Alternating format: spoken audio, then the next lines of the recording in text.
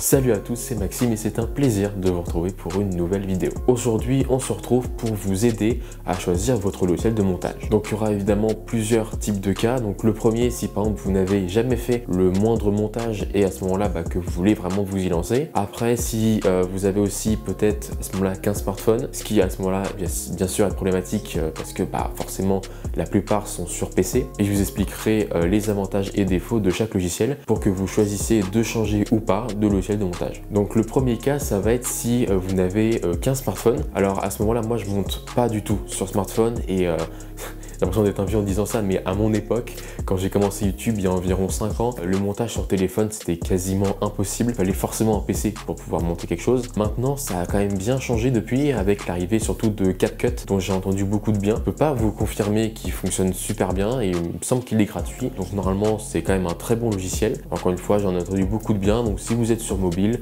je pense que CapCut pourrait vraiment être un bon logiciel pour commencer. Si vous avez un PC qui est quand même vachement préférable, soyons honnêtes, il y a deux logiciels dont je veux vous parler. Un, j'en suis certain que vous le connaissez, je pense, et l'autre peut-être pas forcément.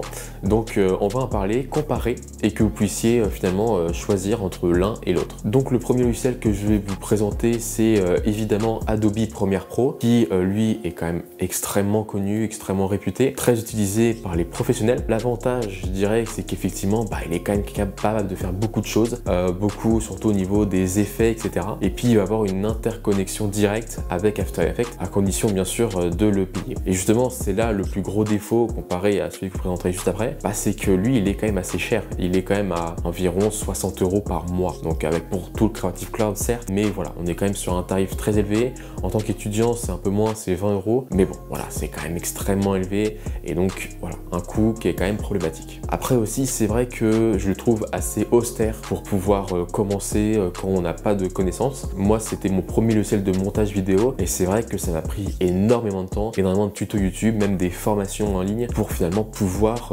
vraiment l'utiliser. Je dis pas encore non plus avoir un niveau professionnel, mais voilà, quand même, c'est quand même pas facile à prendre en main. Il faut vraiment beaucoup de travail là-dessus. Après, voilà, disclaimer, dans tous les cas, pour faire du montage, il faut du travail. YouTube, c'est surtout très bien fait pour ça, où vous aurez plein de tutos et je vais en faire d'ailleurs aussi. Donc voilà, forcément, vous aurez du travail à apprendre, c'est normal, mais j'ai quand même la sensation que Adobe Premiere Pro est quand même vachement plus compliqué que l'autre. Alors après, pour parler aussi du prix, soyons réalistes. Évidemment, il existe des cracks pour installer Premiere Pro et je vais être totalement honnête avec vous. J'ai utilisé un crack pendant des années et des années. Maintenant, je suis sur la version payante. J'ai pris le Creative Cloud donc en tant qu'étudiant. Mais voilà, clairement, c'est sûr que c'est possible. Après, au niveau de la partie éthique, soyons honnêtes, c'est pas problématique parce que justement c'est Adobe qui leak Premiere Pro pour justement que les personnes qui n'ont pas le budget utilisent Premiere Pro et que dans l'objectif que le jour où ils ont le budget, voilà, ils prennent le Creative Cloud et donc voilà, payent tout simplement. Parce qu'évidemment quand tu es mineur, que tu n'as forcément pas d'argent, tu n'as pas 60 balles par mois à mettre dans le Creative Cloud, donc évidemment voilà, les cracks ça peut être une solution. Après voilà, le gros problème c'est tout simplement que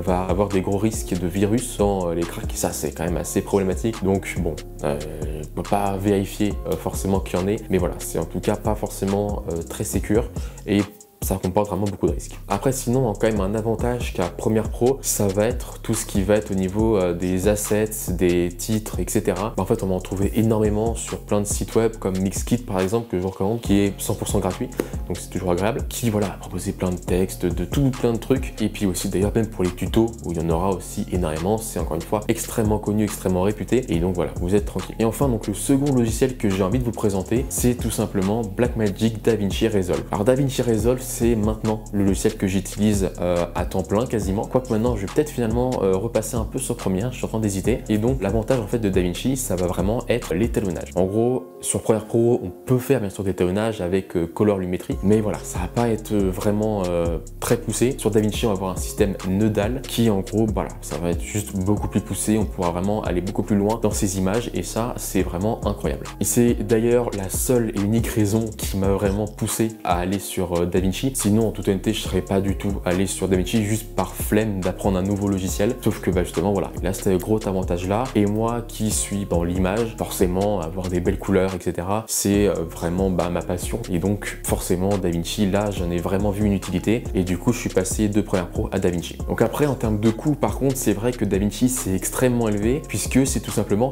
0 €. Ouais, donc clairement en fait, c'est surtout pour ça que je vais vous recommander, surtout si vous commencez, c'est que c'est vraiment gratuit. Alors bien sûr, il y a une version payante entre 3 et 400 euros, mais vraiment, sinon c'est vraiment pas cher. Et c'est même pas une version gratuite où tu as des gros filigranes à l'export, etc. Non, non, non, pas du tout. Même moi, j'utilise la version gratuite et il n'y a aucun problème. Alors c'est vrai que si sur mon PC Windows, j'ai un problème de lecture avec les fichiers de ma caméra, pour une raison que je ne comprends pas. Donc à ce moment-là, seulement DaVinci Studio, donc la version payante, fonctionnait. Du coup, oui, en toute honnêteté, j'avoue, je l'ai craqué, voilà.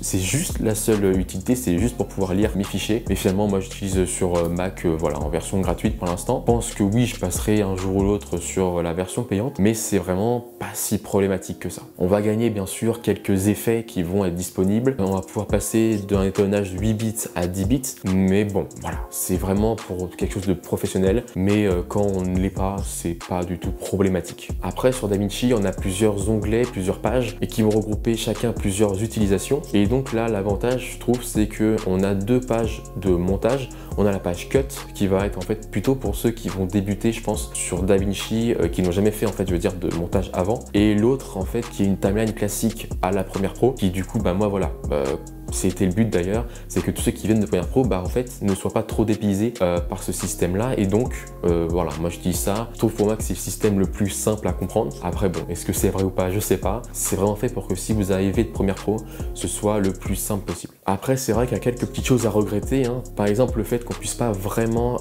modifier nos fenêtres comme on veut, alors que sur Premiere Pro, on peut le faire. Ça, c'est vrai que c'est un petit peu plus gênant. Donc, pour conclure, je dirais que si votre objectif, ça va plutôt être de devenir monteur vidéo, à ce moment-là, ouais, clairement, prenez du Premiere Pro. Après, voilà, prenez la version craquée ou pas, ça c'est votre problème, j'ai envie de dire. Mais si vous êtes plus comme moi dans la partie image, à ce moment-là, je pense que DaVinci va quand même être la meilleure chose à faire. Après, il y a bien sûr aussi la possibilité d'utiliser les deux. Donc commencer le montage sur Premiere Pro, de faire un export en XML et de tout simplement faire l'étalonnage et l'exportation sur DaVinci. Le problème en fait qui va se passer, c'est que si vous mettez des effets vraiment spéciaux à Premiere Pro, ça va tout simplement pas s'exporter en fait via l'XML, ou en tout cas ce sera pas compatible avec DaVinci.